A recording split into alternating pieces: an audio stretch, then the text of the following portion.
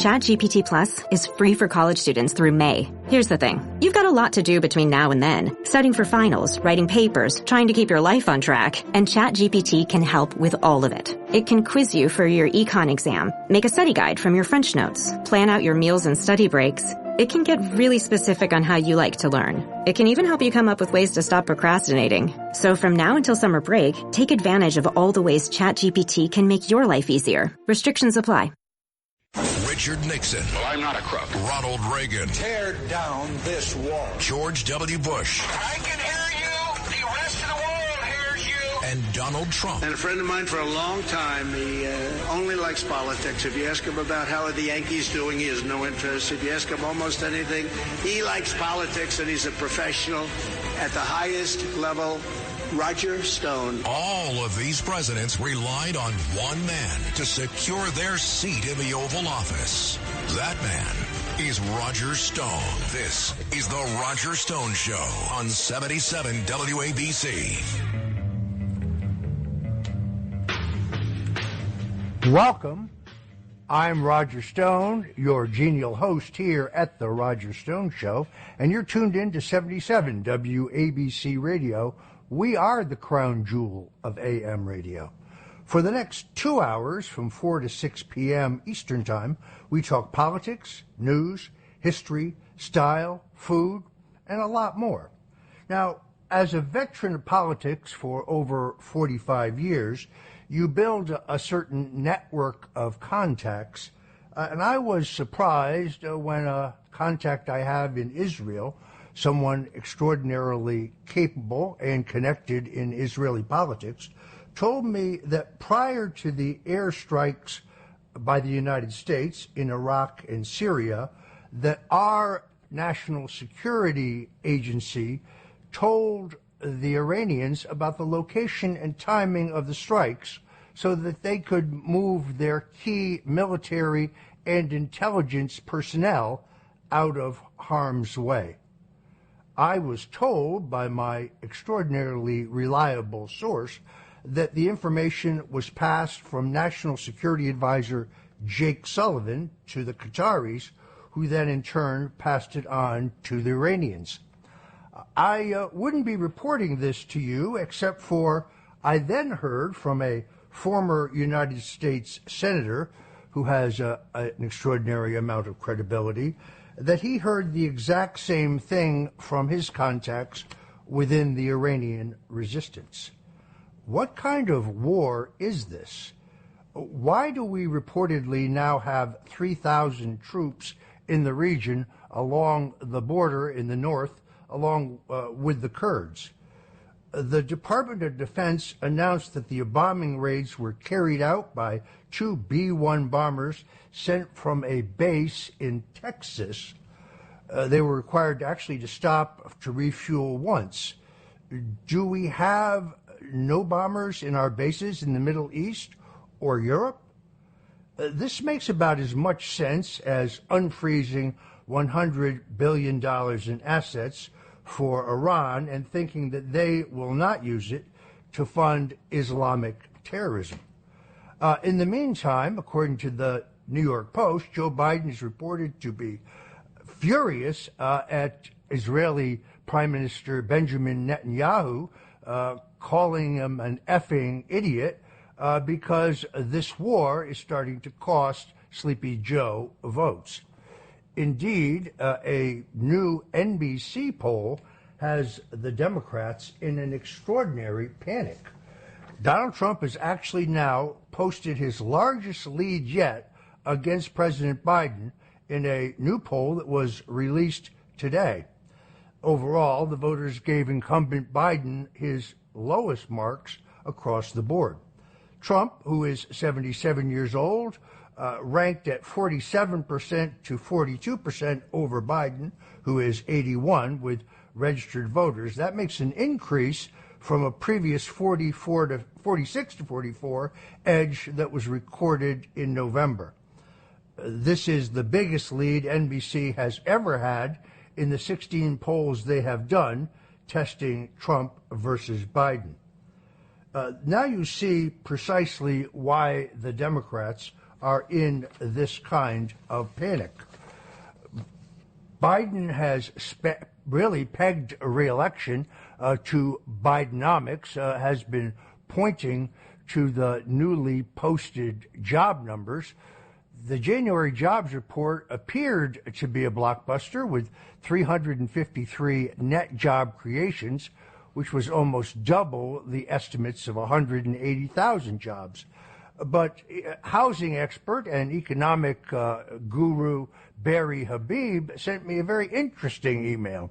Here's his analysis. He says that a deeper look tells a much different story.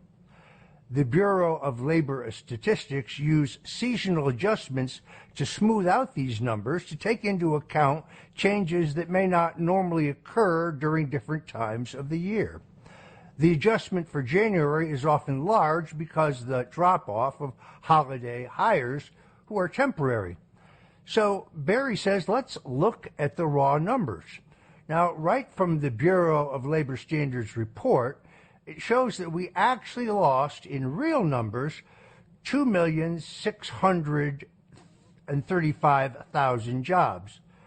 But then again, because of the magic keystroke of seasonal adjustments, the actual and true number of jobs lost was to make it look as if we had actually gained 353,000 jobs. This seasonal adjustment was a whopping 2,988,000. This is kind of convenient for an administration with its lowest approval ratings, and also happens to just come before the State of the Union, where Joe, no doubt, will really pump these numbers. Unfortunately, the weakness does not stop there. The number of hours worked per week plummeted to 34.1. This is the lowest number of hours worked in 14 years, including during the depths of the pandemic. That means that the entire labor force is working 1/2 hour less per week on average compared to a year ago. The correct way to view all this is to take the relative reduction in hours worked and multiply it by the labor force, which is equivalent to 2.4 million job losses over the last year. Now, there's much more in this report to pick apart, but we'll leave you with just one more statistic. The January report shows that 63,000 full-time jobs were lost, and they were replaced by 96,000 part-time jobs. It gets much worse when you look at the past 3 months. We've lost an astounding 1.4 million full-time jobs while adding 900,000 part-time jobs. Now, while some in the media don't understand this, the truth about the job situation in America is not that great. Immigration continues to lead the nation as the number one concern. The incident in New York City, where a group of illegal migrants beat up 2 New York City police officers and were then released without bail, has shocked the city, the state, and the nation. It's not really surprising that Americans are upset about the illegal immigrant, what would you call it, invasion of America? Now follow that with news that Mayor Eric Adams has approved a $53 million plan to give preloaded credit cards to illegals to buy food. Well, it adds insult to injury. You can see why Republicans are particularly upset about a new proposal that has been put forward by Chuck Schumer, the Senate Majority Leader, and Oklahoma Senator James Lankford, that is called a border security bill. But that bill would actually allow 5,000 illegal immigrants per day to enter and work in the United States. The figure that therefore translates to 155,000 illegal immigrants per month, which then in turn is an annual total of 1.8 million illegals. You can see why no one actually believes that this is a border security bill. But the quick shift in Joe Biden's position is notable. Only weeks ago, Secretary of Homeland Security Mayorkas and the White House spokesman, Ms. Jean-Pierre, were telling us that the border was secure. Now, suddenly, Joe Biden tells us no, he doesn't believe the border is secure. He's been saying that for a long time. No, actually, he hasn't been saying that, but that it's Donald Trump's fault, or it's the Republicans' fault. It's the Republicans' fault, he says, because they won't give him the tools he needs to secure our border. This is, of course, nonsense. If he just enforced the laws as they are currently written and gave the Border Patrol the correct instructions, well, Donald Trump proved that illegal border crossings could be brought down to a veritable trickle. You can see why voters are upset. A story out of Washington State says that state has now diverted $340 million in federal COVID funds to immigrants who will now get a monthly $1,000 check. You see why people are upset? The average American in Maui, after the horrific events there, got a one-time check for $600. I don't see any circumstance under which immigration is taken off the table as the number one issue in the upcoming campaign, and it inures to the benefit of Donald Trump, as these polls show. An extraordinary interview that Trump gave today, in which he talked about the potential vice presidents. We talked about this on last week's show. It is very interesting. I think it is, as the president says, premature to choose a vice president. We don't know really who the Democratic nominee for president and vice president will be. I mean, conventional wisdom is that it will be Joe Biden and Kamala Harris, but I have quibbled with that here on the Roger Stone Show. Donald Trump says he has a short list, but if that's true, well, candidly, he hasn't shared it with me. In fact, I don't think he's shared it with anyone else. That means the short list is in his mind.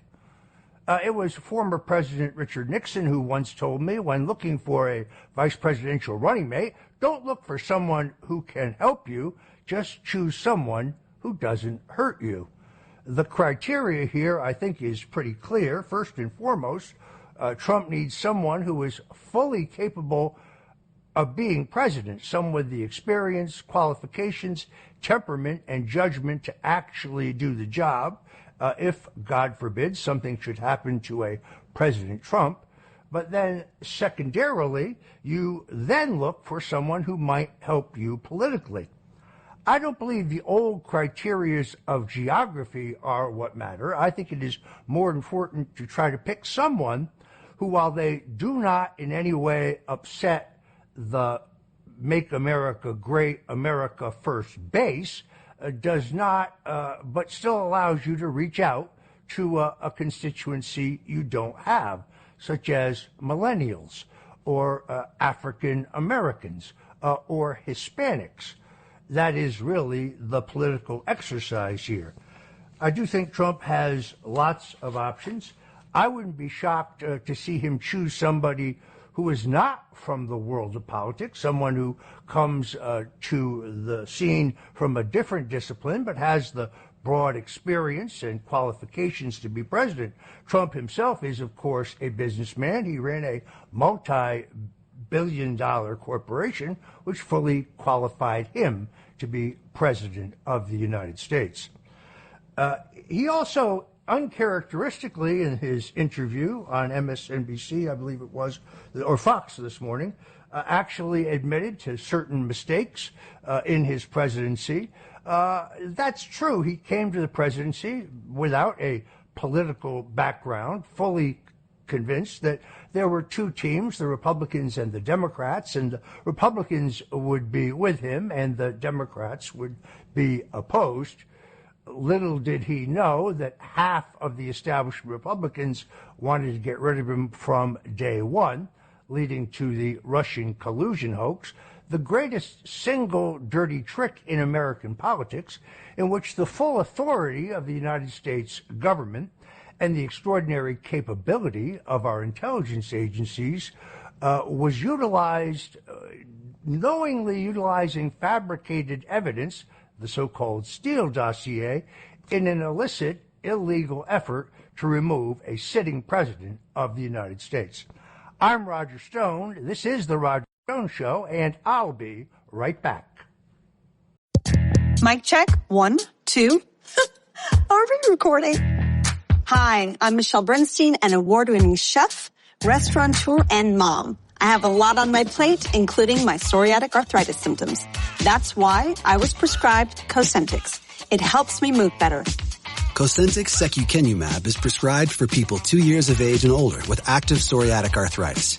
Don't use if you're allergic to Cosentyx. Before starting, get checked for tuberculosis. An increased risk of infections and lowered ability to fight them may occur, like tuberculosis or other serious bacterial, fungal, or viral infections. Some were fatal. Tell your doctor if you have an infection or symptoms like fevers, sweats, chills, muscle aches, or cough, had a vaccine or plan to, or if inflammatory bowel disease symptoms develop or worsen. Serious allergic reactions and severe eczema-like skin reactions may occur. Learn more at 1-844-COSENTYX or Cosentyx.com.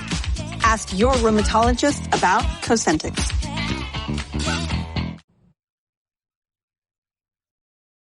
This episode is brought to you by Progressive Insurance.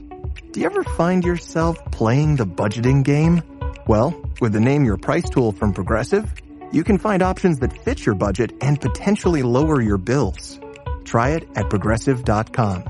Progressive Casualty Insurance Company and Affiliates. Price and coverage match limited by state law. Not available in all states.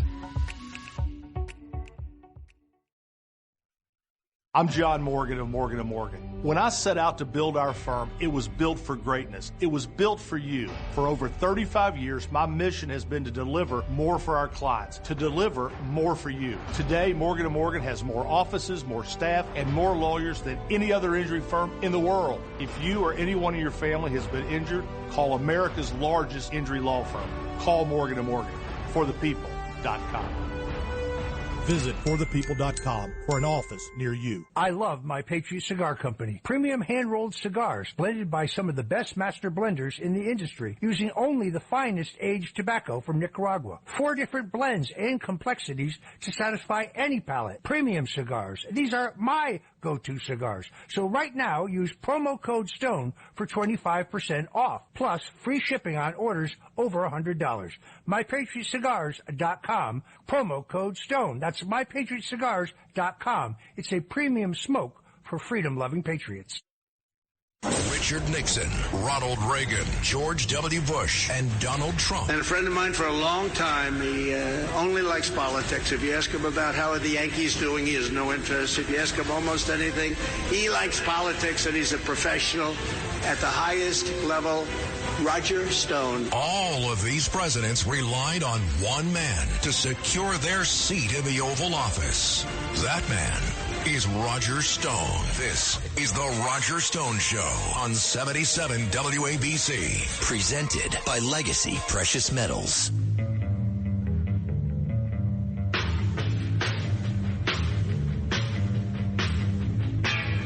Stone, and this is The Roger Stone Show. Politics, politics, politics, politics, as Mel Brooks said in the movie History of the World Part 1, one of my favorite movies if you've never seen it.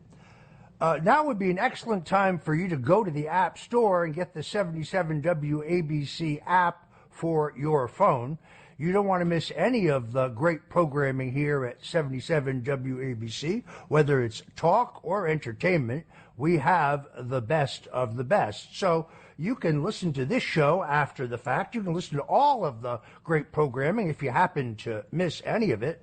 It's a great privilege for me to be on after the great Lou Dobbs, who has now joined the lineup here at 77 WABC. Also had a great time with John Catsimatidis this morning, talking politics as usual. And we have a great show for you today. Independent investigative journalist Matt Taibbi joins us right here on the Roger Stone Show. He is one of the first reporters to be given access to the Twitter files, which exposed the government-led program to censor and cancel anyone on Twitter who questioned the authenticity or the content of Hunter Biden's laptop, or who questioned the basic narrative of the Russian collusion hoax, or for that matter, anyone who supported President Donald Trump. As one of the victims of that purge, yes, I was actually banned for life, I thought, on Twitter, now known as X, as early as 2017. They actually never told me which particular posting got me banned. First, I was sent a notification that I had a 24-hour ban, so I expected at the end of the 24-hour period that my profile would be live again, and then candidly, well, it just completely disappeared. No amount of emailing or trying to contact Twitter would ever get me a satisfactory answer, but now I know the answer. My opinions, my political opinions, were inconvenient. I was challenging the official U.S. government political narrative. I also was banned for life on Facebook and Instagram. That happened on the day that the D.C. Court of Appeals upheld the gag order on me in the District of Columbia during my Soviet-style witch hunt trial, which I was charged with lying under oath to Congress in my voluntary testimony before the House Intelligence Committee about Russian collusion that we now know definitively never actually took place. What perplexes me is how, even today, there are multiple Roger Stones on Facebook. No, folks, those are definitely not me. And definitely don't buy any crypto or do any other commerce with anyone on Facebook claiming to be me because, well, I have no profile on Facebook. Also, strangely enough, my page on YouTube completely disappeared without notification. But then very recently I found out that there's actually a verified profile on YouTube for someone calling themselves a real Roger Stone. That isn't me either. And then every once in a while, now that I am very, very grateful to Elon Musk for being back on Twitter, now known as X, well, there will be a new profile will pop up. They, again, pretend to be me. They use the exact same graphics. They actually mirror my posts. I'm not sure what the point of this is. Contacting X, who tells us that they take the theft of identity very serious, after a couple weeks period, the fake Roger Stones disappear, but as soon as they're gone, well, a new one pops up. If you want to follow me, I'm Roger J. Stone Jr., Roger J. Stone Jr., only on X. Over at Truth Social, I'm Real Roger Stone. That's because somebody over at Truth Social, a squatter is what they're called, has Roger J. Stone Jr. That's definitely not me. Also joining us today on the Roger Stone Show is former FBI counterintelligence expert John Guandolo, who's going to talk to us about how deeply America has been infiltrated by Islamic terrorists and what we as citizens can do about it, and what our leaders should do about it. Also on deck is attorney Tyler Nixon, who's going to talk to us about why the Delaware courts have stripped Elon Musk of his $64 million compensation, as well as the latest lawfare cases against President Trump and the developments in Georgia, D.C., and Florida. So it's a jam-packed show, and you want to hang on for those great interviews. In the meantime, Robert F. Kennedy has kind of shifted gears, as I think most folks know.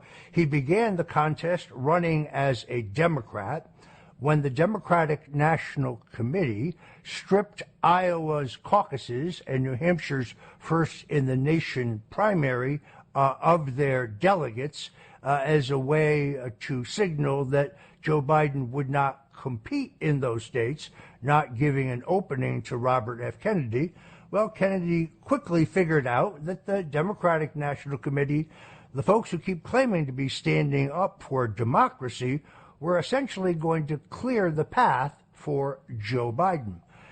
He announced with some fanfare that he was going to seek ballot access as an independent.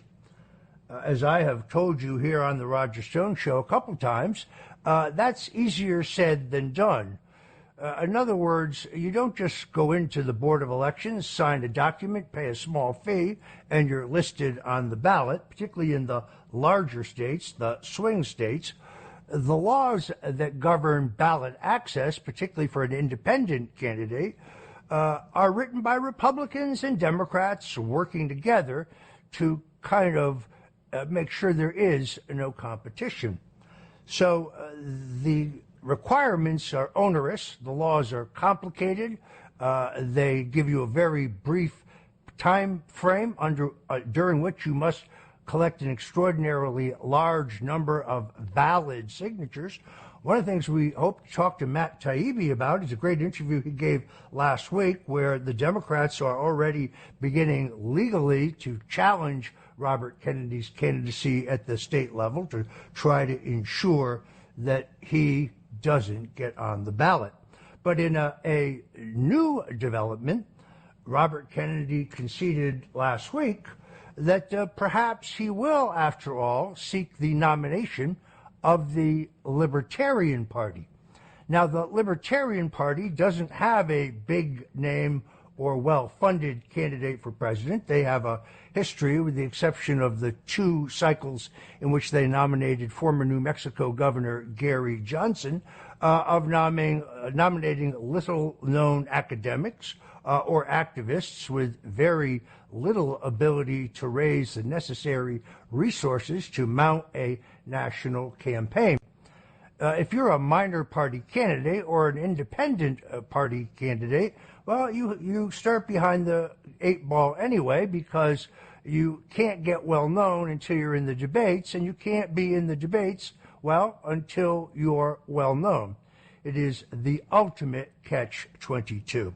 We're going to talk to Matt Taibbi about that as well coming up. Very quickly, a great reaction to my family's meatball recipe last week, but many people texted and emailed and wanted to know, that's great, the meatballs sound great, but what about the sauce? Here it is very quickly in the nutshell. Saute some onions in a high-grade olive oil until they are translucent. Then you add the minced garlic.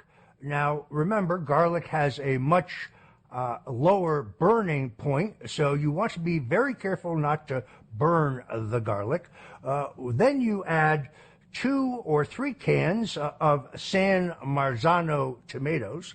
San Marzano, once again, is not a brand. It is a type, a style of tomato. You can get them at Gristedes. They have a number of companies sell them.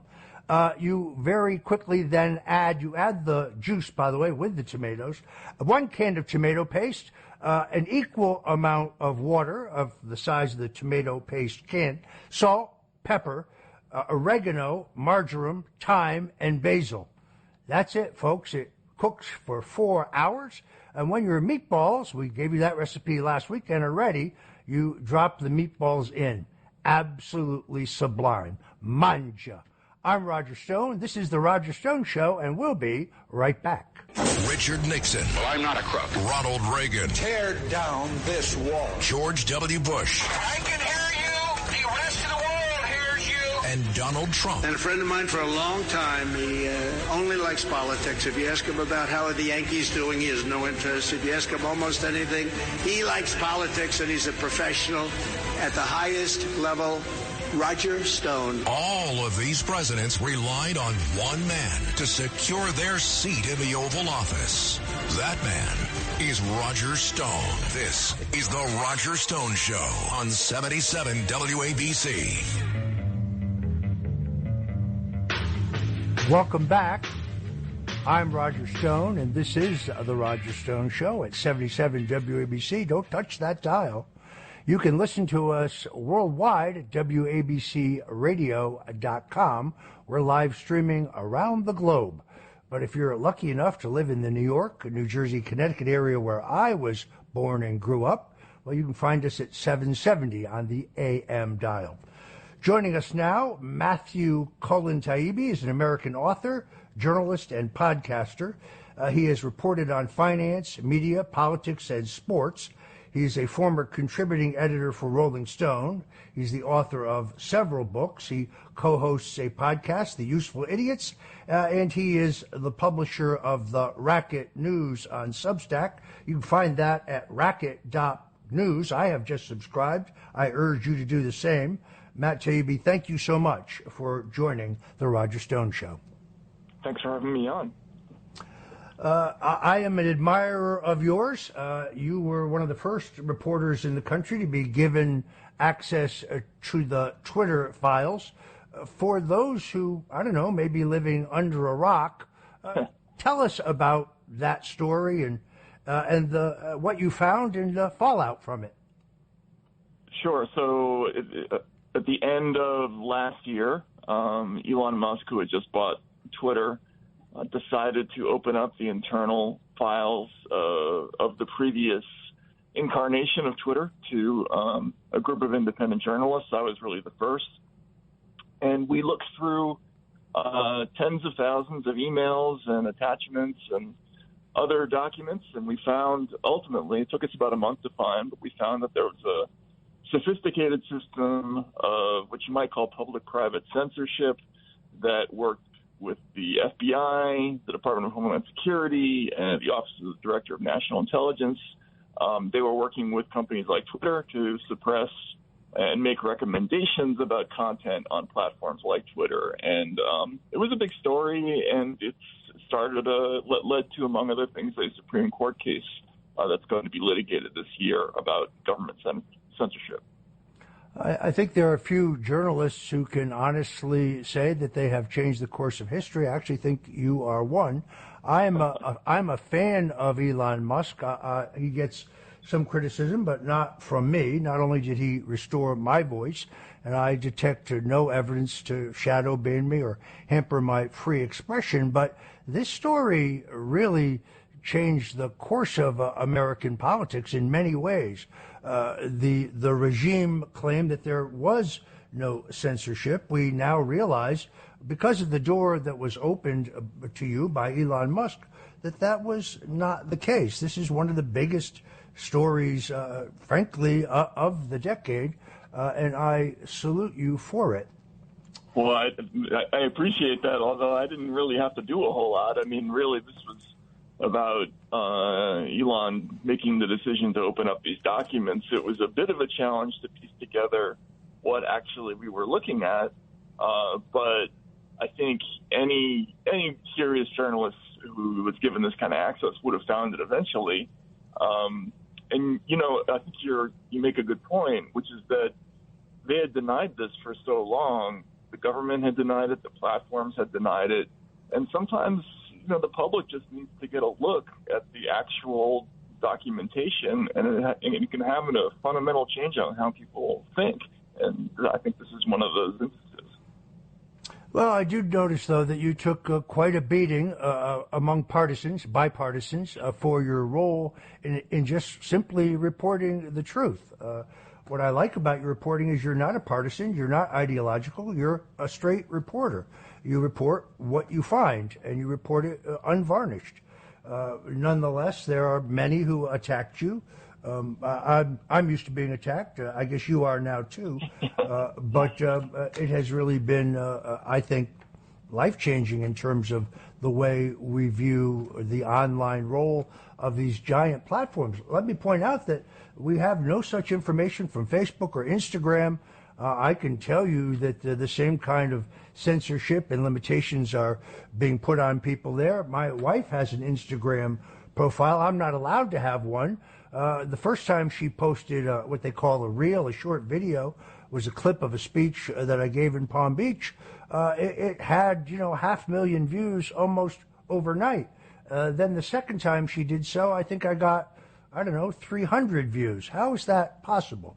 I'm grateful to Mrs. Stone for posting that, but the limitations they put on you at Instagram are really quite extraordinary. You have an incredible story, which is why I was so anxious to get you on the show today, that is up at racket.news. And folks, you can go there to subscribe to this incredible Substack production that Matt Taibbi writes. Let me just read the first paragraph to set the table. You write in a piece entitled, "Is the Electoral Fix Already In?" Subtitle, "The 2024 presidential race increasingly looks like it will be decided by lawyers and not voters as Democrats unveil plans for America First lawfare." First paragraph, "The fix is in. To, quote, protect democracy, democracy is already being canceled. We just haven't admitted the implications of this to ourselves." And a jumping off point, you cite an NBC News story, which I found shocking, headlined, "Fears Grow That Trump Will Use the Military in Dictatorial Ways If He Returns to the White House." Tell us about this story. There's a lot to unpack. Sure. So 3 years ago, actually, I guess it's almost 4 years ago now, there was a group called the Transition Integrity Project that had about 100 people in it and included pretty influential figures like John Podesta, Donna Brazile, Bill Kristol, the former RNC chairman Michael Steele.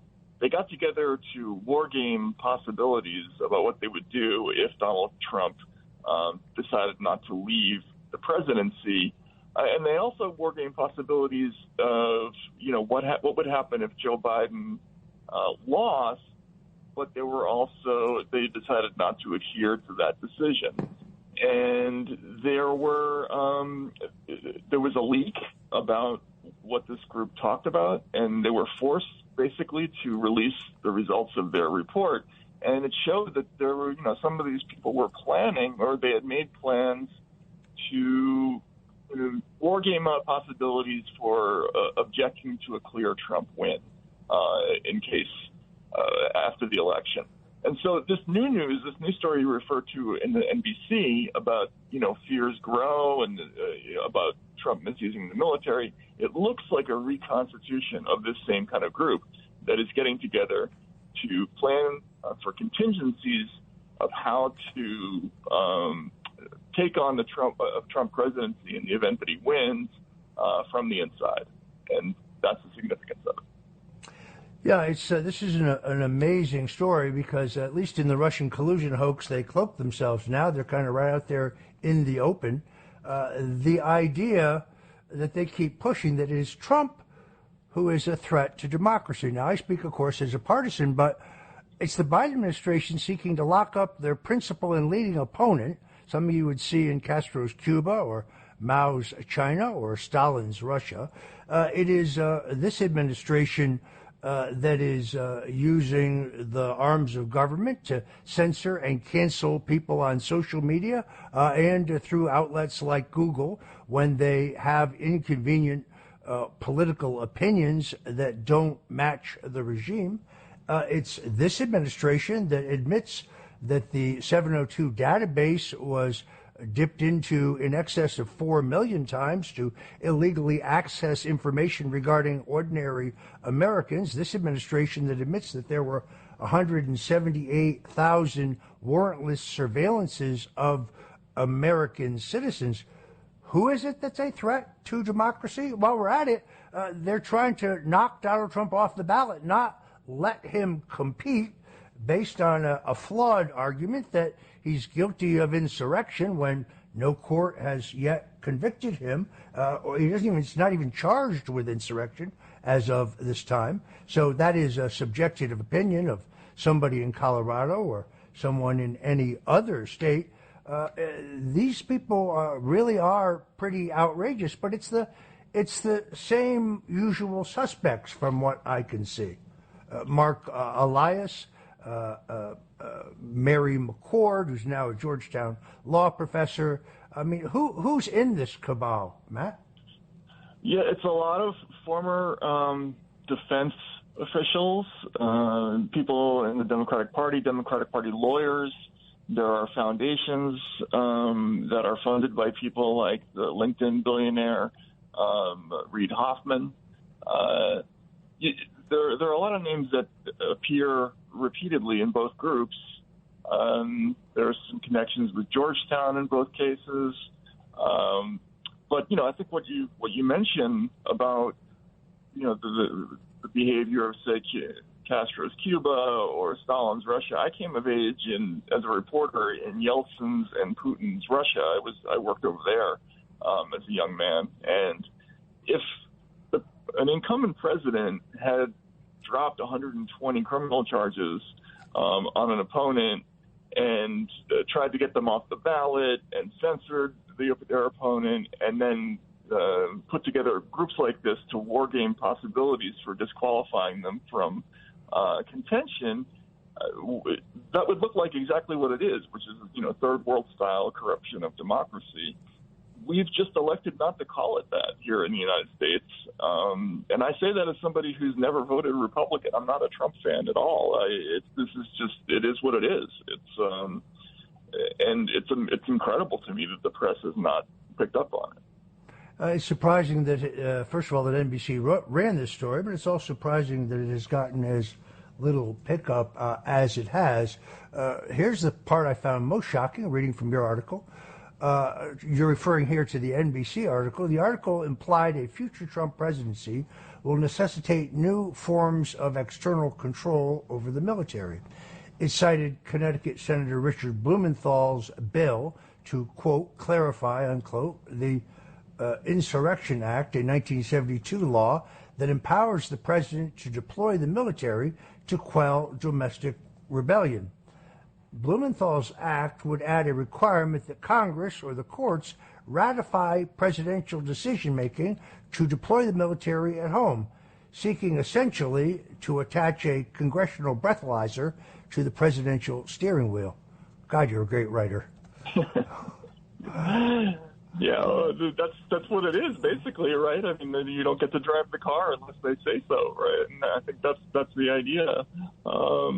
But yeah, I mean, it's incredible, and it's on multiple fronts too. I mean, it's the Insurrection Act, it's the Russia investigation, it's these lawsuits, it's one thing after another, and this is a radical change in kind of the left liberal advocacy space, which I grew up in. They were never this kind of aggressive before, so it's an amazing story. No, look, there was a time that the Democratic Party was the principal critic of the FBI. Back during the Vietnam War, we learned about illicit and illegal efforts to surveil anti-war activists. Those in the Democratic Party, those on the American left, were outraged, and rightfully so. We seem to have lost that strain of progressive Democrat. They call themselves progressives, but they're actually fundamentally against free speech. And as you say in this piece, the Biden administration has been hinting for some time that they intend to win this next election involving something, as you put it, other than voting. You already have, as I said, lawsuits in multiple states to remove Trump from the ballot. I'm glad to see that the U.S. Supreme Court has agreed to hear the Colorado case, which will presumably set the standards. We've talked about it extensively here on the show with criminal defense attorney and Trump impeachment lawyer David Schoen and others who don't believe, first of all, that the section of the Constitution. It would be Article 14, Section 3. First of all, there is no conviction for insurrection.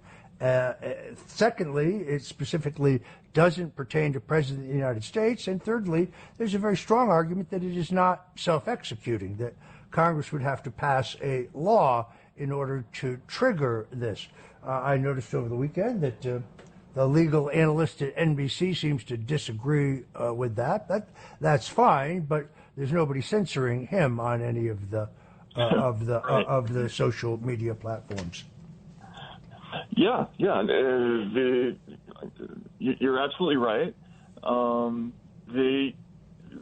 This argument about the Insurrection Act and the series of lawsuits, I think even the people involved with the filing of these suits, and most of these suits are backed by CREW, which is a long-time left liberal advocacy organization that once had a reputation for being kind of bipartisan. They had filed complaints against people like Charlie Rangel and Anthony Weiner, but they changed their direction in the mid-2010s, and they're now basically what you could call a lawfare organization, which files these suits.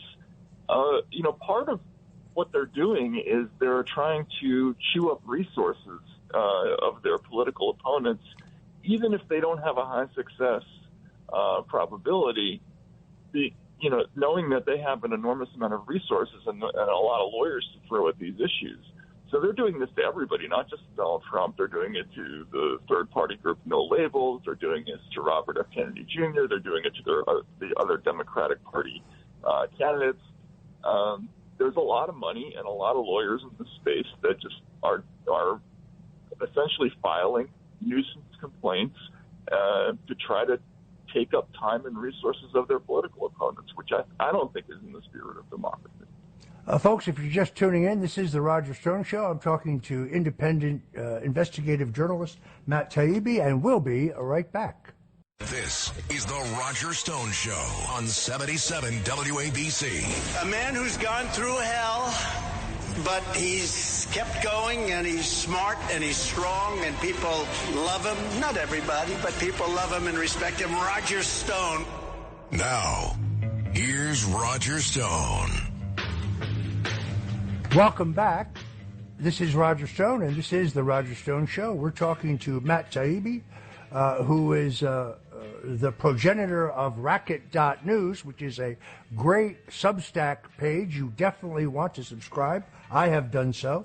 And we're talking about a truly seminal piece that I think he has written, in which he makes the case that perhaps the electoral fix is already in. Perhaps the next presidential election is going to be decided not at the ballot box, but in the courts. Matt, I want to go back to something you said a few minutes ago. You were referring to No Labels and also to the independent candidacy of Robert F. Kennedy. In my opening, I mentioned that Robert Kennedy's now talking about potentially seeking the Libertarian Party nomination, which from a practical point of view I can understand because it would give him access to about 30 state ballots automatically, and then he could use his resources to petition his way on the ballot in the balance of the states. But based on a great interview that I saw you gave with Walter Kern, the Democratic Party, or those who are prominent in it, Mark Elias, David Brock, and others, are already trying to interfere with both No Labels, which is a nonpartisan, I should say bipartisan, independent group seeking to get an alternative candidate on the ballot for president. Includes Joe Lieberman, a former senator from Connecticut, a friend of mine actually, a great man, even though we have many disagreements, and others. Tell us about this effort. Yeah, so No Labels, as you mentioned, it's an interesting sort of bipartisan third-party effort. It's been building up momentum for about 10 years now. It has people like Joe Lieberman and Dr. Ben Chavis, who is the former head of the NAACP, involved, but also has the former Republican governor of North Carolina involved, and other figures, and they got hold of a tape in which there were a number of advocacy groups meeting, and a number of sort of lawyers that were linked to the Democratic Party, they had a Zoom meeting last year in which they were discussing what to do about no labels. And there's an extraordinary quote where one of them says, we have to get the message out that if anybody gets involved with this, if you have one fingernail clipping of a skeleton in your closet, we will find it. If you think you were vetted when you ran for governor, you're insane. That was nothing. We will come at you with every gun we can possibly find. And they put all this in a letter to the Department of Justice. There's a long list of harassment incidents involving this party, and that's just one front in a long campaign of trying to use lawyers and the courts to exclude political opposition in this election cycle. I think it's unprecedented. It obviously happened with people like Ralph Nader in the past, but this is something new to go after everybody in all directions. Yeah, it has definitely happened in the past. For example, in 2012, former New Mexico Governor Gary Johnson, who I actually supported for president in that cycle because I candidly couldn't stomach Mitt Romney, was barred from the ballot by lawsuits in, I think it was Oklahoma and Michigan, I believe it was. Oklahoma, strangely enough, has never had a third or independent party candidate allowed on their ballot since 1962. By the way, it was, in both those cases, it was the Republicans who objected to Governor Johnson being on the ballot. Personally, I'm opposed to this, whether it's Republicans or Democrats. I think people should have a full range of choices. But as I said in the beginning, there is a catch-22 to it. So believing you can get on the ballot, I've been predicting sometimes that Democrats, and probably before it's over, Republicans, will work to remove any alternative from the ballot, whether it's Robert Kennedy or whether it's a no labels candidate. I guess the big question for me is no labels needs a candidate. They need somebody with a name, someone with a national profile. Do you think they have anybody, or do you think they will find anyone? Yeah, I asked that question. They didn't give me an answer. I don't think they're ready to commit to anybody as yet. But in this environment, ballot access is worth its weight in gold. And if they do manage to get on 32 or 34 states, which is what they're predicting, and they will have a theoretical chance to get to the 270 number for electoral votes, then they will be able to offer somebody the opportunity to run for president. And I think, somebody will emerge. It could even be one of the major party candidates. That's not excluded either. But so far, what's interesting about it is just the absolute determination to prevent this group from doing this before anyone even knows what the supposed violations are. People like Mark Elias and American Bridge, there have already been news stories about them being hired to look into filing technical complaints against this group before anyone even knows what the complaints are, which is backwards. I mean, I don't think that's the way that the courts are supposed to work. So it's great. No, there are law firms in New York State, I can tell you, whose specialty is knocking people off the ballot. It's a dirty, dirty process. All right, I'm afraid we have to leave it there. Let me thank my guest, Matt Taibbi, independent journalist. Please go to Racket.News and subscribe to his great Substack feed. He is a great reporter. He is always breaking news. You want to go there and subscribe today. Matt, thank you so much for making yourself available for the Richard Nixon. Well, I'm not a crook. Ronald Reagan. Tear down this wall. George W. Bush. I can hear you. The rest of the world hears you. And Donald Trump. And a friend of mine for a long time, he only likes politics. If you ask him about how the Yankees doing, he has no interest. If you ask him almost anything, he likes politics, and he's a professional at the highest level Roger Stone. All of these presidents relied on one man to secure their seat in the Oval Office. That man is Roger Stone. This is the Roger Stone Show on 77 WABC.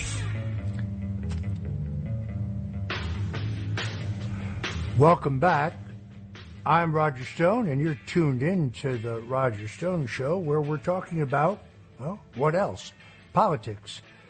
Joining me now, Tyler Nixon, attorney at law, longtime political activist, writer, confidant and friend of mine who's represented me personally as an attorney, extraordinarily knowledgeable about both the law and politics and the media and how it operates it.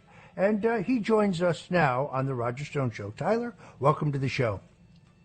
Roger, it's great to be with you, and I just want to congratulate you on this excellent show that you've developed. Just only a couple hours a week, but it is absolutely packed with some of the best political analysis and guests that you'll find anywhere on radio. Well, we're very proud of it. President Donald Trump was on our maiden show, which I'm incredibly proud of. We've had Congressman Byron Donalds. We've had Congresswoman Elise Stefanik. We've had Lee Greenwood. It's really been a great experience, and I love doing it. Put a lot of work into it to try to look at the news and see those things that aren't getting the kind of attention I think they deserve. And even though I'm a partisan, we try to present things in a very fair-minded way. I appreciate your coming on today. Let's kind of start. You worked in the Chancery Court in Delaware as an attorney. I'm shocked by this new decision, which essentially voids the compensation that Elon Musk is getting from his various companies. I mean, how can this be? Well, first of all, it's an honor to be on with you. I want to say that. And I clerked for the Delaware Chancery Court just out of law school. I wasn't yet admitted to the bar, and I'm not currently a licensed Delaware attorney, so I'm just going to be speaking generally about what I see coming out of the Chancery Court, and just based on my experience, which is that what happens with in the Delaware Chancery Court that you get are what are called derivative actions, and these are shareholder lawsuits that are brought typically not by actual shareholders, but by law firms that specialize in this. And typically the ones who make the most money on any of these lawsuits are the lawyers.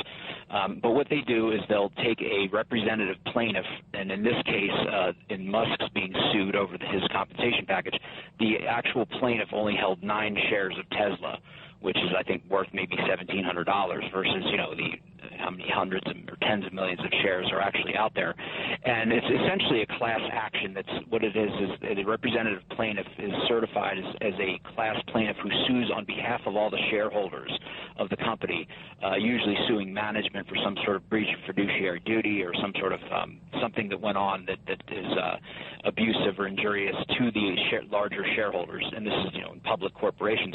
Well, in this case, Elon Musk had set up a compensation package that was based on performance and based on not only performance targets, like he has to fulfill certain actual things like developing and getting a car to market, as well as the actual value of the company, the float.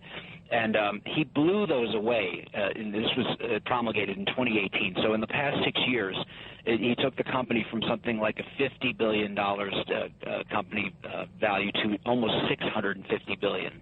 And in some cases met the performance targets ahead of what they were supposed to, what his targets were in order for the shares to vest.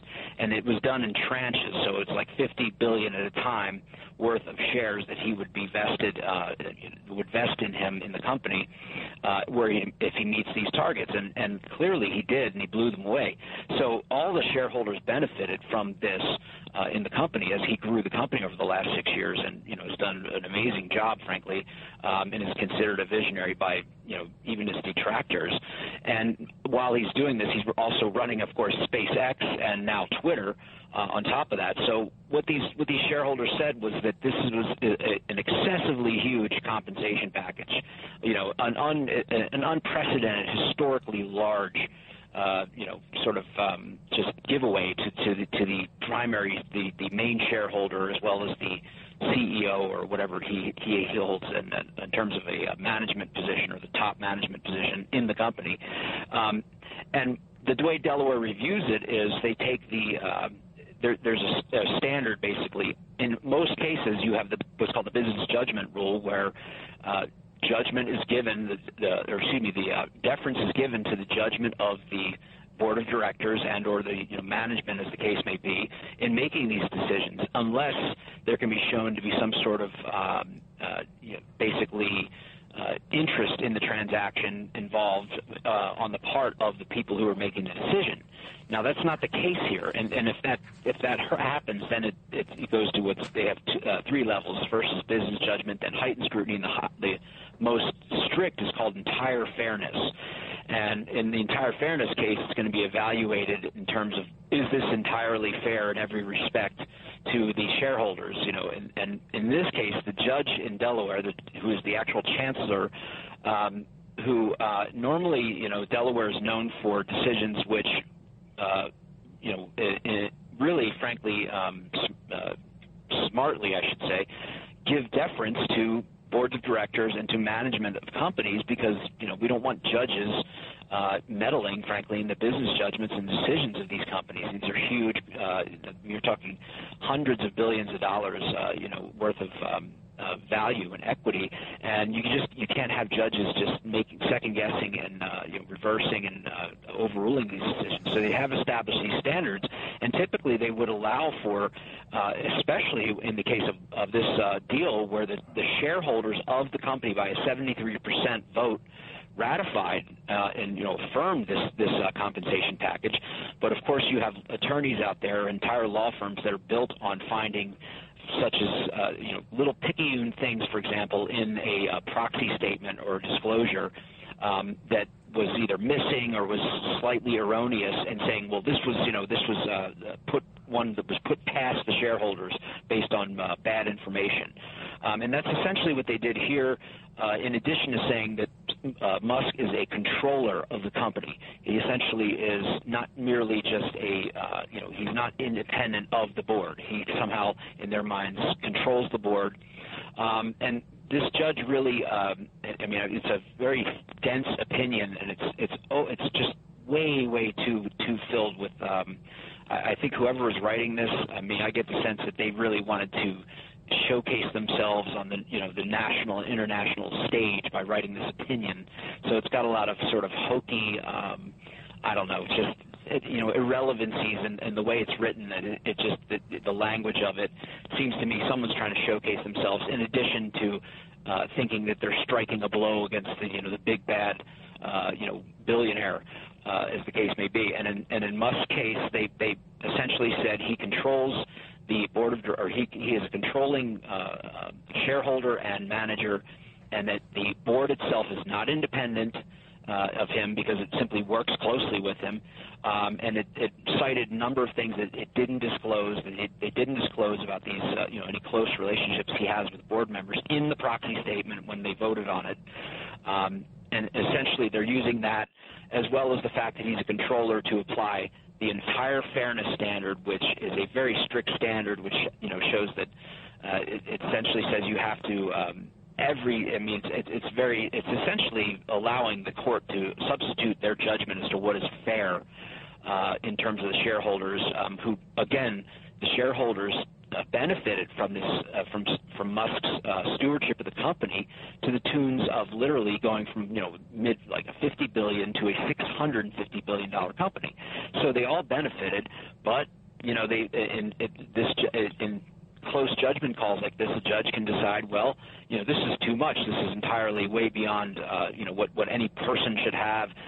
Back to the sort of thinking they're being populist, thinking they're being sort of representing the little people, versus the excessive executive compensations that we see. and have gone ahead and said that this was not fair, that this was excessive beyond belief. But, you read the opinion at the outset. It says, the question is posed, should the richest man in the world, is this too much?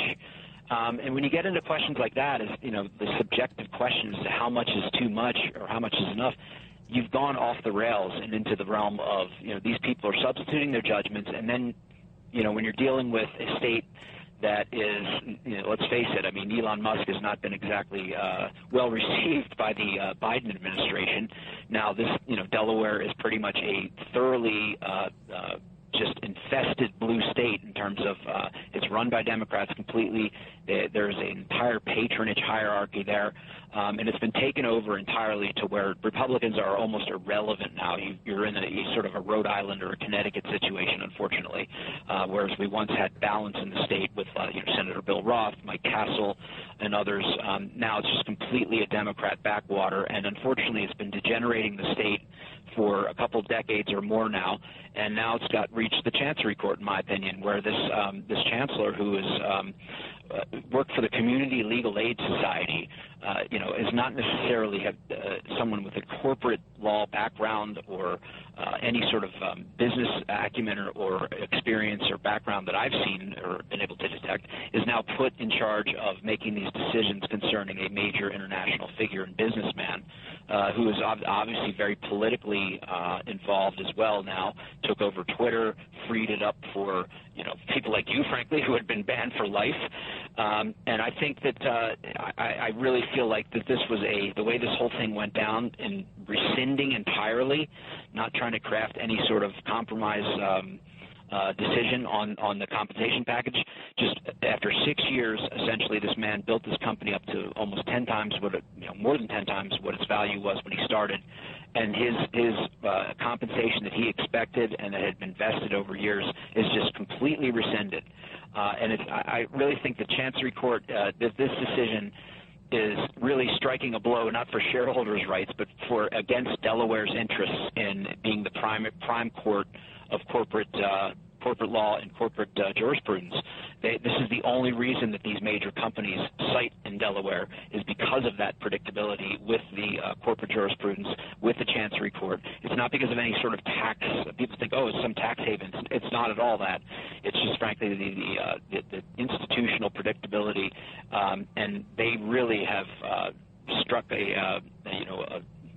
at least a dagger, I guess you could say, at least one dagger into the heart of that, which, by the way, drives 21% of the state's entire gross revenues on an annual basis.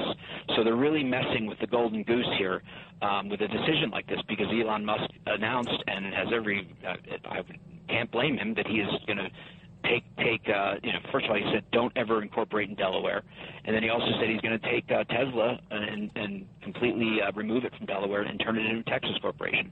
So I think this may feel good politically for people in the sort of the woke left or the supposedly anti-wealthy left, who think that they're these billionaires. They like the billionaires that fund them, like a Soros, but Tesla, who's Musk, who's an actual an honest-to-God entrepreneur and really a creator, someone who employs thousands upon thousands of people and has actually done something for the world. Well, he's just an evil, capitalist and businessman who's being paid too much for this company that he's built from nothing. So we'll see what happens, but I hope the Supreme Court of Delaware maybe finds better reasons to overturn this decision so that Elon Musk can first of all, have his compensation that he deserves, and secondly, so the state doesn't go down the tubes as people flee. He's a very influential individual, and I'd be concerned if I was in Delaware. But Tyler, when you get right down, isn't this all politics? In other words, look at the incredible number now of federal investigations by this administration into Elon Musk. He had none of them until he reopened. He reopened Twitter, now known as X, to the concept of free speech, and he unbanned people like myself, like Alex Jones, like others who are controversial. And he has very, very badly embarrassed the Democrats, specifically on the question of the claim that Hunter Biden's laptop had all the hallmarks of Russian disinformation, and banning even outlets like the New York Post from Twitter when they reported otherwise. Isn't this all politics? Well, I'd like to say that, and it sure feels that way. But this suit was actually launched in 2018, so it's been ongoing for roughly 6 years. However, that doesn't mean that, someone with a partisan ulterior motive or, when it comes down to all things being equal is going to say, well, we're going to stick it to the guy who's not aligned with our political views or our partisan ideology. So, I can't say there's any indicia of that outright, but it sure is convenient. It sure is it seems like part of this larger slide of our judiciary across the board into just partisan retribution against people who challenge the current ruling regime, the Biden administration, and generally this notion of I hate to say it, a fascist government that we have where nobody has a right to speak out against it, and anybody who dares cross it, as you well know, is going to be targeted for persecution.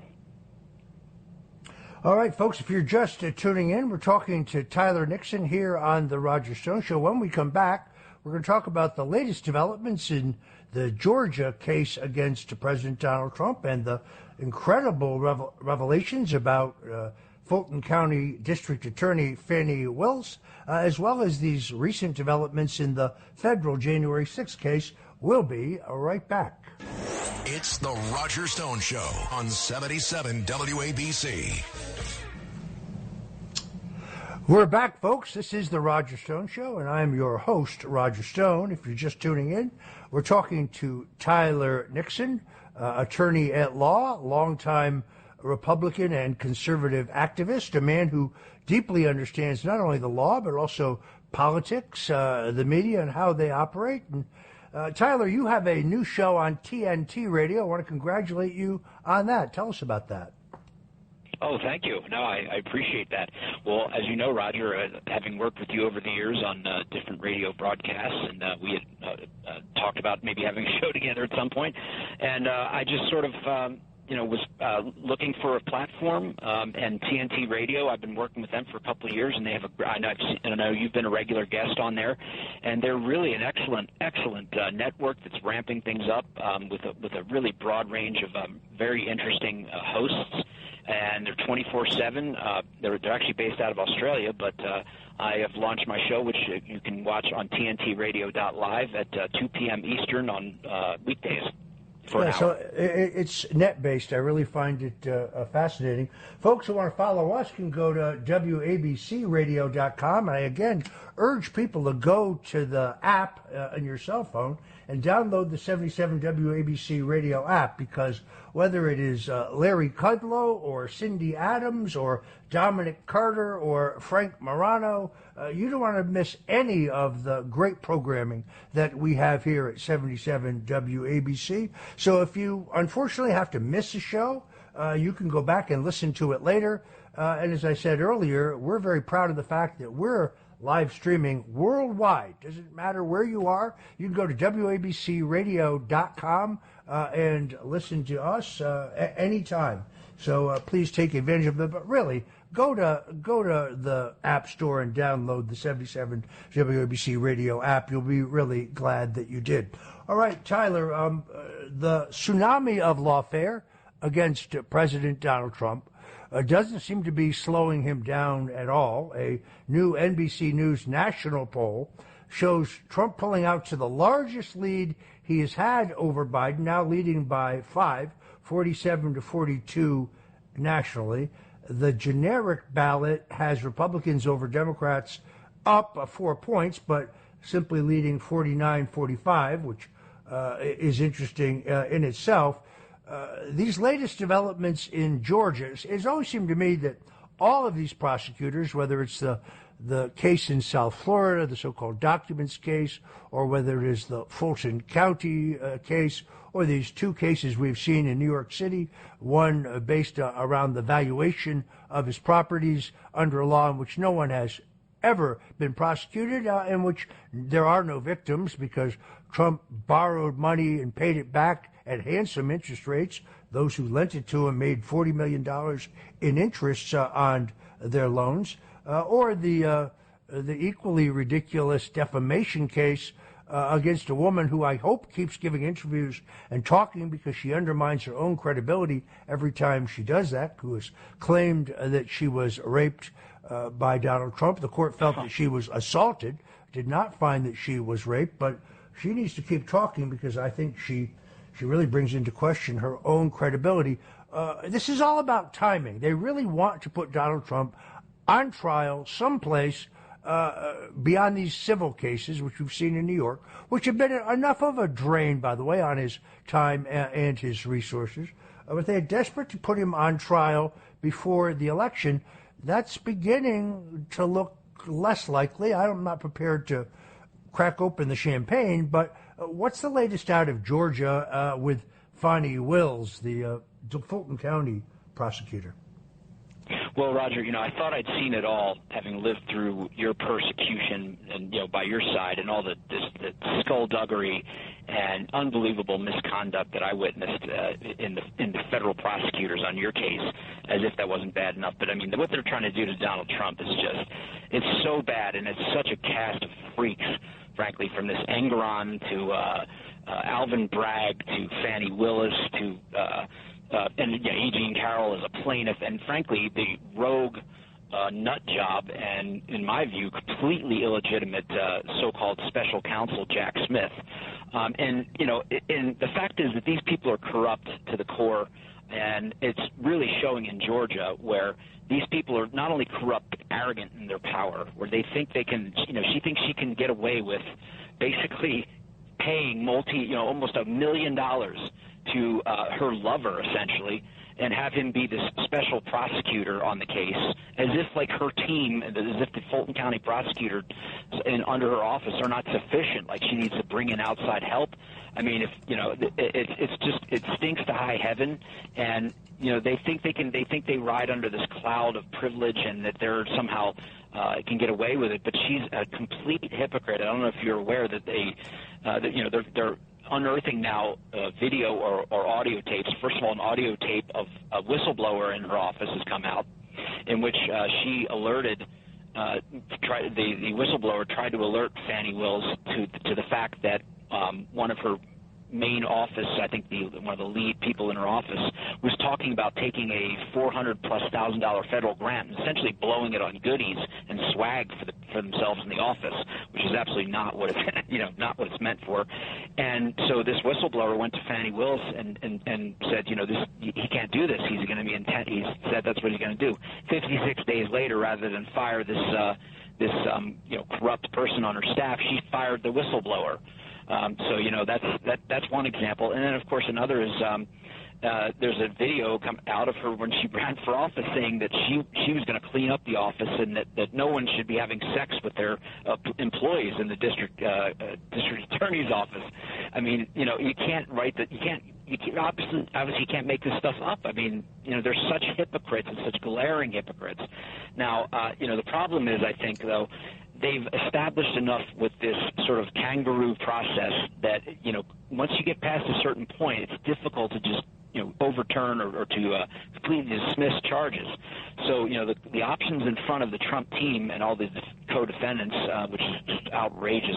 Suing, they drag the lawyers into court. It's really disgusting, fascist level stuff. But the problem is that, I don't think the judge, even if he were to remove Fani Willis from the case, or as she should be, frankly, removed from office, and Brian Kemp should step in for once in his life and do something right. But the problem is that the case will remain, and then who do you get after her? You might end up getting an actually legitimate, credible prosecutor who, even though the case is a bunch of garbage, will still nonetheless feel he has to she has to vindicate it.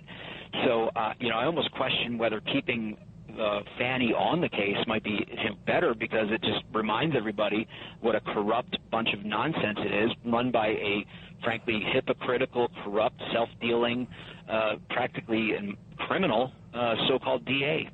But the underlying premise of the case is that Trump lost Georgia. There's a current pending federal lawsuit that brings that very much into question, where surprisingly a Democrat judge, Judge Totenberg, seems intent on getting to the truth about the last election. There's also a number of state litigations that are ongoing. I think most people see through this. I was kind of shocked. It appears to me that Fani Willis paid her personal injury attorney boyfriend, who's never prosecuted a complex RICO case, in fact, never been a prosecutor at all, $645,000. And that didn't come from the regular funding for her office, but came from federal funds that were earmarked, I've read, for COVID relief. You can't make this stuff up. And, of course, as soon as she's criticized, she immediately plays, let's just say it, the race card. You can't expect black women to do everything correctly. Essentially what she said in church a couple weeks ago. You're right. You can't really make this stuff up. It's really extraordinary. All right. Unfortunately, we have run out of time.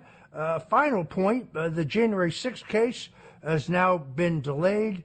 I don't think that's necessarily permanent, but this is your last shot at the ball. Tyler, what do you think about this announcement? I think that's just a procedural thing where it is no longer in the purview of the court. Once it goes up to an appeals court, it's literally under the appeals court's docket. So it's actually, people are making too much of it. And by the way, watch for Ed Meese's brief. I think they could knock out all the entire federal juggernaut against Trump with his Jack Smith appointment, which is totally illegitimate.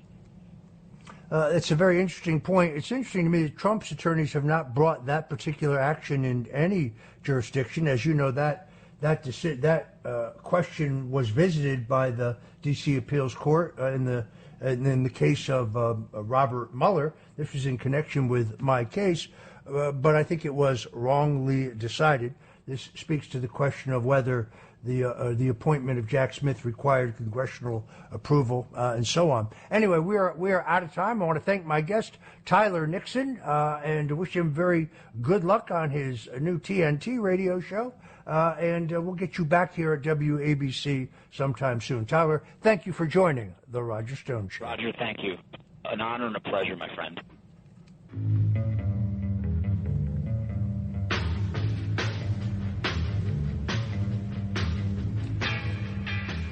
Welcome back. I'm Roger Stone, and you're tuned in to the Roger Stone Show here at 77 WABC. We are indeed the crown jewel of AM radio. I urge you yet again to go to the App Store and download the 77 WABC app directly to your cell phone so you don't miss any of the great programming that we have here at the most dynamic AM radio station on the face of the planet. And if you don't live in the greater New York, New Jersey, Connecticut area where I was born and grew up, you can still listen by going to WABCRadio.com. We are live streaming worldwide, so there's never any excuse to miss any of the great programming right here at 77 WABC. It's the radio station that I grew up with. So joining us now is John Guandolo. John Guandolo is a veteran of the FBI. He's a 1989 U.S. Naval Academy graduate. He was a Marine infantryman and reconnaissance officer. He's a combat veteran of Desert Storm and other operations off the Bosnian coast in 1992. John Guandolo was an FBI special agent for 5 years in the criminal division, specifically working narcotics, and then shortly after 9/11 moved over to the counterterrorism division. In 2006, John Guandolo created the first training program inside the government on the Islamic movement, including doctrine, strategy, network, and their modus operandi. He had been recruited out of the FBI in 2008 into the Department of Defense, working in the irregular warfare section, working for Rich Higgins. Higgins became Director of Strategic Planning for National Security Council under President Trump. When the program that John worked on was defunded under President Joe Biden, he went on to create a private organization to continue to work, training and educating military, law enforcement, and intelligence professionals, as well as state leaders and citizens, about the cabal of Islamic terrorists currently operating inside the United States. John Guandolo, thank you so much for joining the Roger Stone Show. Roger, it's great to be on with you. Thanks for having me. So, John, I first became aware of you a number of years ago in connection with a shocking story, which I still believe to be completely accurate, in which you said to multiple media outlets and in a number of interviews based on your very own sources that CIA Director John Brennan had in fact converted to radical Muslim. What say you? Yeah, so that story I shared on an interview and was the one who broke the story because Mr. Brennan, it was really out of the fact that Mr. Brennan, while he was in positions of authority, being a counterterrorism advisor to President Obama and then the CIA director, was actually working with and helping, aiding and abetting, if I use the legal term, the material supporting groups that are jihadi groups, terrorist groups under federal law. And he was going to their conferences and encouraging them and helping them with government support and taxpayer money, granting money, and really promoting their efforts, even though at the time he was doing it, in the largest terrorism financing trial in American history, which was adjudicated in Dallas, Texas in 2008, the U.S. versus the Holy Land Foundation trial, these organizations, for instance, the Islamic Society of North America, and John Brennan spoke at their conferences and promoted their leaders. The evidence in this over a decade-long investigation by the FBI, the massive amount of evidence that the government has revealed that the Islamic Society of North America is not only a Muslim Brotherhood organization whose objective is to overthrow the U.S. government, but that they directly fund the terrorist group Hamas.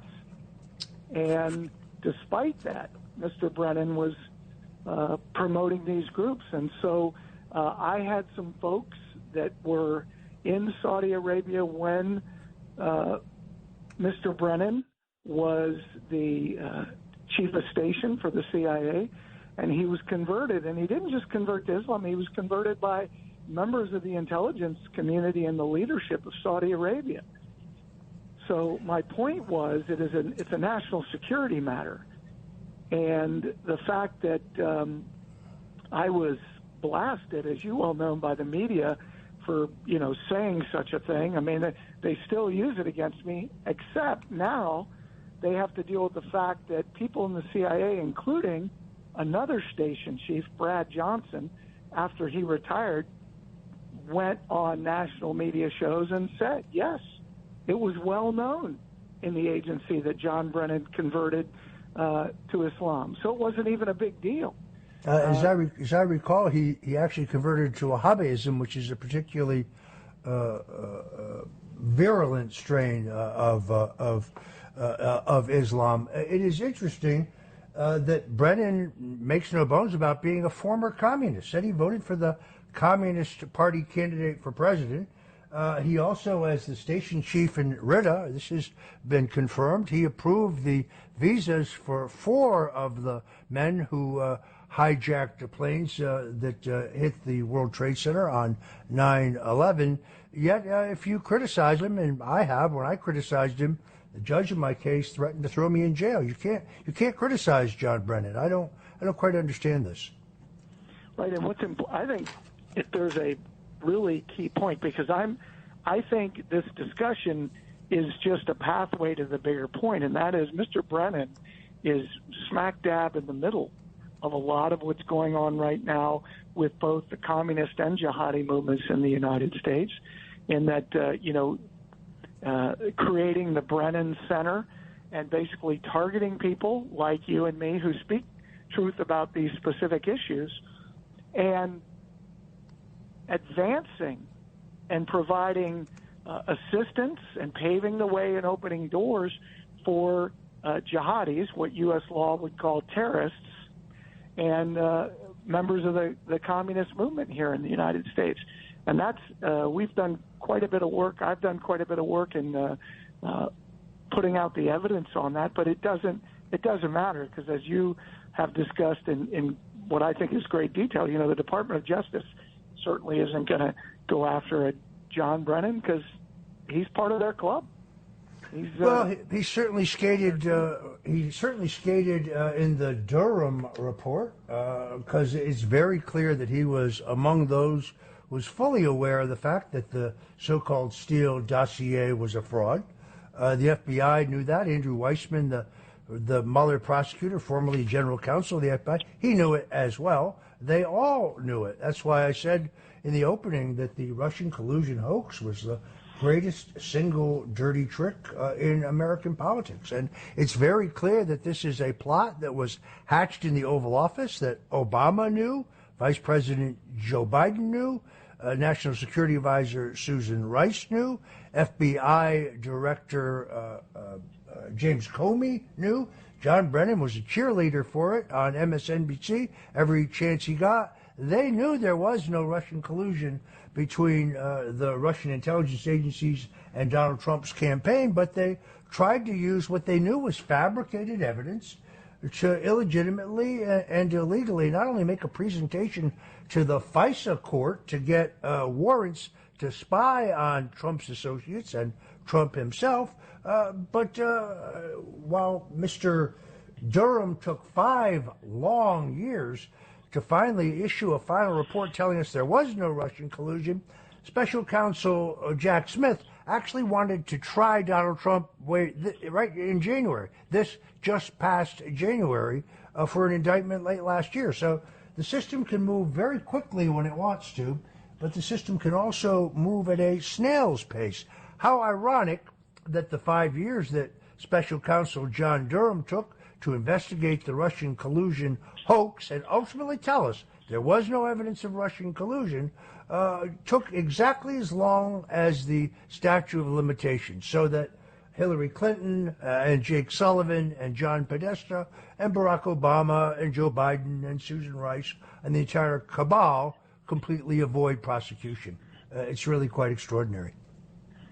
It is, and I think it goes to the quite frankly, the topic of our discussion today, which is how deeply is the government penetrated, and not just by terrorists, by jihadis, but by others, communists and others who are not necessarily ideologically aligned with these movements, the Islamic movement, the communist movement, but people who seek to undermine the constitutional republic. And you've got the number of people that are in the government who are part of these movements or collaborating with these movements is significant, to the point, I would say, and I would say this has been true for several years, is that the key components of the government, be it the Agriculture Department, the Health and Human Services, State Department, Treasury, the National Security Staffs, the key intelligence agencies, are controlled by these people. And as we have, in the last 10 years, and even in the early and mid-2000s after 9/11, when I was asked to quietly go up on Capitol Hill and brief people, and then when I was in the DOD, we were doing direct briefings with senior leaders, former CIA, FBI, DOD or DIA directors, former attorney generals, national security advisors, and they were truly shocked at the level of penetration back then and how well coordinated these movements are. And that's the thing that I think is shocking when I speak to either am training military, law enforcement, federal agencies, and really I'm not allowed to train federal agencies now, but I do run programs where individuals who are FBI, Border Patrol, DEA will be in the classes, and they're shocked. But we get a lot of Joint Terrorism Task Force officers and analysts who say, I've been doing this 8 years. I've never heard any of the information you're presenting, and yet this information is critical to doing our jobs. And that right there is the point. because when you look at, when I was in the FBI, I wasn't allowed to go to the fourth floor where the linguists were because they said I was offending them with the work I was doing by investigating terrorists. That's in the FBI Washington field office. It's the same. Inside these, I don't think people understand. People get that there's a problem. It is so much worse than people understand. And when you look at individuals, you and I have talked before, but about guys like Abdurrahman Alamoudi, who was the advisor to President Clinton, was in the White House more than any other Muslim, founded almost 24 of the largest Muslim organizations in North America, was a goodwill ambassador for the State Department.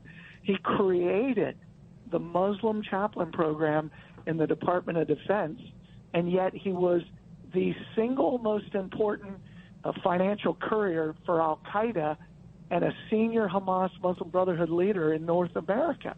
And he got sentenced in 2004 to 23 years in federal prison.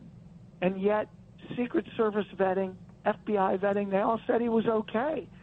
And you've got guys like, an ISIS commander getting trained by State Department 5 times on weapons and tactics in the United States. And State Department just shrugs, yeah, well, we vetted him, so what do you want from us?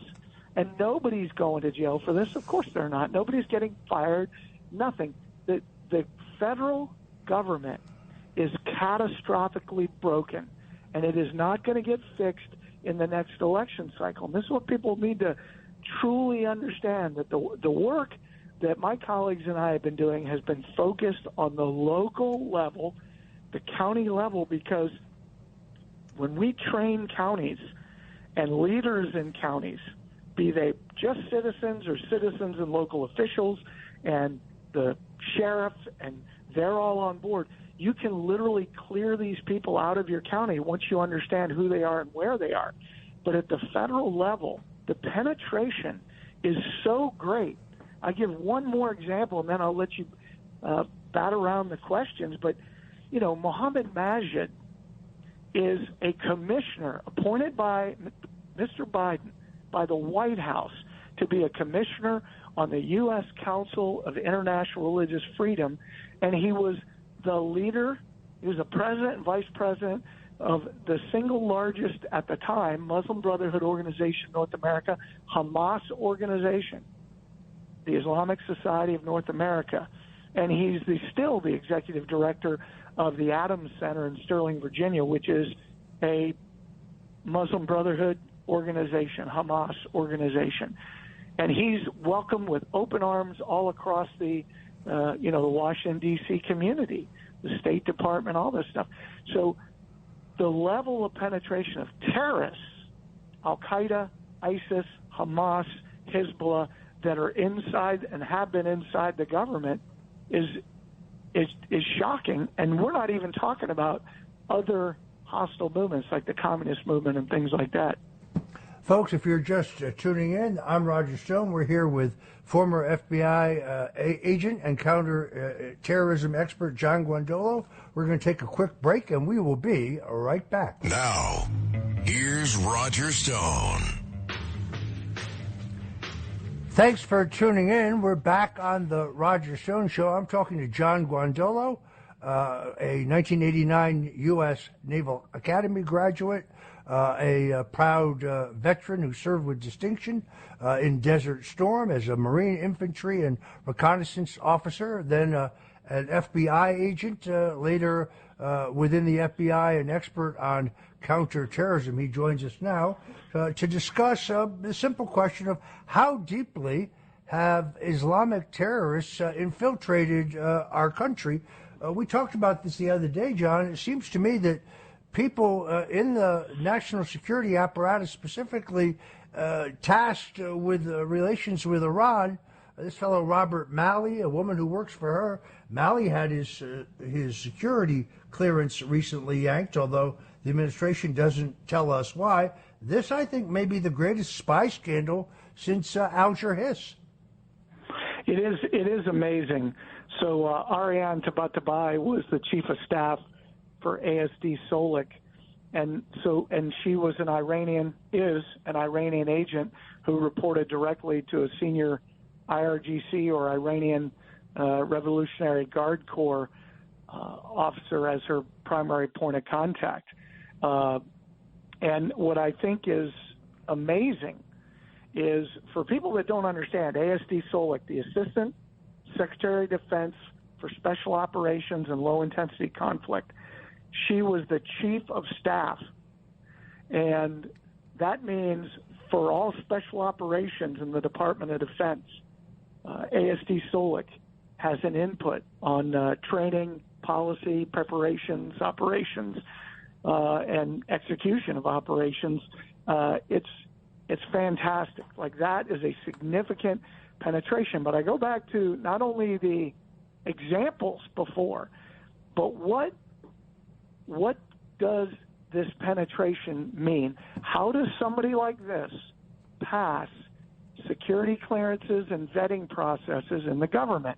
And all I'm saying is the vetting process in the U.S. government is broken. It's non-existent, and more importantly, the U.S. government does not have a viable counterintelligence apparatus. It doesn't exist. And for people at home that are like, well, I have a friend and he works CIA and counterintelligence and the FBI, or I have a friend and they're in the CIA, they're broken. It's broken. And give me 45 seconds to drop some proverbial you-know-whats in the punch bowl. The CIA was putting young case officers in places like Pakistan, which is hostile, and Saudi Arabia, not an ally of the United States, hostile, in true name to be liaisons between the CIA and the host intelligence community. So that means that person can never do real covert counterintelligence ever. That's just number one. Number two, if you're a Cuban or Venezuelan or Chinese intelligence officer, first of all, your intelligence agency doesn't, like the CIA and the FBI, recruit people on the World Wide Web. It's unprofessional. You recruit people by identifying people who are the kind of people you need, and then you go after them, and you recruit them individually. When you open the door to mass people, this is why we've had jihadis become FBI agents, and some have been stopped somewhere in the process, but some have not. And that's why when you just open the gate and say, hey, apply, and if 100 turds apply, we'll take the top 3 turds that apply. That's no way to run a law enforcement or intelligence agency. So these organizations, Chinese intelligence, they have multiple years that they train their people before they ever, and then go through a whole nother layer with language training and specialty training before they ever walk into a first world country like the United States or let's say some European capital. They're working in the third world first. They have this whole protocol of how they do it. In the FBI, for instance, you go through a 4-week class and you get your counterintelligence certification. I mean, it's childish. It's unprofessional. It's juvenile. So we do not have in America a functioning counterintelligence apparatus, which is why these things are happening. To me, that's the bigger story. Every time this happens, you hear people in Congress ringing the bell, oh, we're going to hold hearings. Well, what's come out of a hearing in the last 15 years? Jack, nothing. Nobody's held accountable. Nobody's executed for treason. Nobody goes to jail. Nobody's fired who was supposed to be vetting these people. So there's no accountability. That's why I say the federal government is not going to right itself. And you could get the best 5 people in the next administration or 100 people, but it's the components of the government that are corrupted. And this is going to take, if it's possible, it's going to take a massive undertaking to root out the people that are adversaries of liberty inside these components of government. And that's why I say this, the only way this gets fixed is by local communities getting trained in how to find the organizations and individuals who are part of the communist movement, the Islamic movement, their collaborators and financiers, flush them out of the county. So county by county, you're building a fortified area within your state. And I've been doing this now for quite a number of years, and it's working. And in the last 5 years, we've really seen it taking off. But this is work. This is real work at the ground level. Well, it's also, as you know, extraordinarily controversial. I mean, local law enforcement in the county that I live in, the largest sheriff's office in the state, the number 2 official is Islamic and belongs to a mosque, is associated with CARE. If I criticized him, I'd be criticized. On the other hand, that does not make me terribly comfortable. To what extent do you think these movements have infiltrated local law enforcement? Significantly. And this is important maybe to just share this for the purpose of the audience, is that the reason that I have focused and my organizations have focused on the Islamic and the communist movement, the jihadi movement and the communist movement, is because where the rubber meets the road in anywhere USA, that is who's actually getting it done. So, yeah, when people ask, what about the UN or what about the World Economic Forum? Of course, those are adversaries of liberty. But what can you as a citizen do about the World Economic Forum or the UN? And the answer is not much. When I train people, what we show them is where their tentacles touch your community through the banking system, through the Google Classrooms and other things. Then we can show you here's things you can do.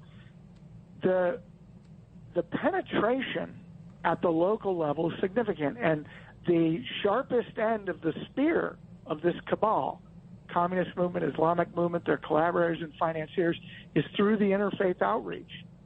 And let me make this statement before I go any farther. 100% of interfaith outreach in the United States is controlled by the Muslim Brotherhood when Muslim agencies or organizations are involved. 100%. It's unequivocal.